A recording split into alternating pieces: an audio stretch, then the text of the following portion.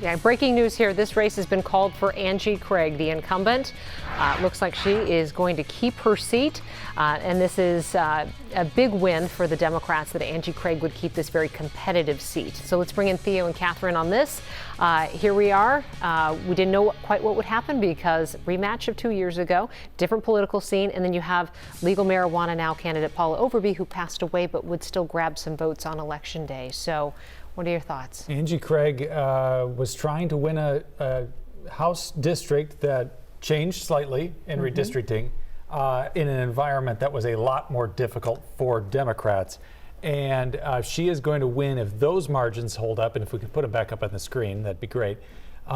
She's going to win by a margin that's right around, if not slightly better than she did in 2020. So all this money got spent in this rematch between her and Tyler Kistner. She beat Tyler Kistner by 2.3 percentage points last time around, and it looks like she's going to do slightly better than that this time. Right, which is remarkable given that the context has changed. It's no longer a presidential election year, it's a midterm election, which hurts the party of the candidates of the party of the president in a swing district, and yet she's improved in terms of the actual vote share. I mean, running as an incumbent is helpful.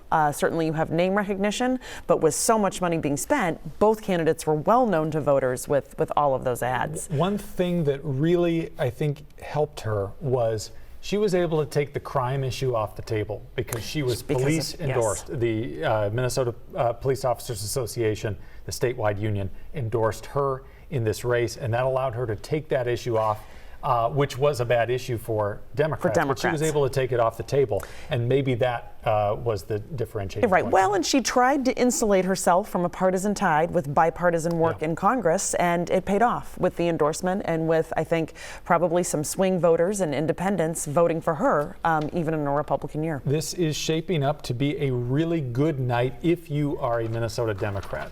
Yes. You win the governor's race big, Secretary of State's race big. You get this, you hold this seat in Congress that was very much in jeopardy. In the Minnesota House and Senate, things are looking very close, but the Democrats like their chances, and quite frankly, in both chambers. And then you have the Attorney General and the state auditor's race that are very close, too close to call at this point.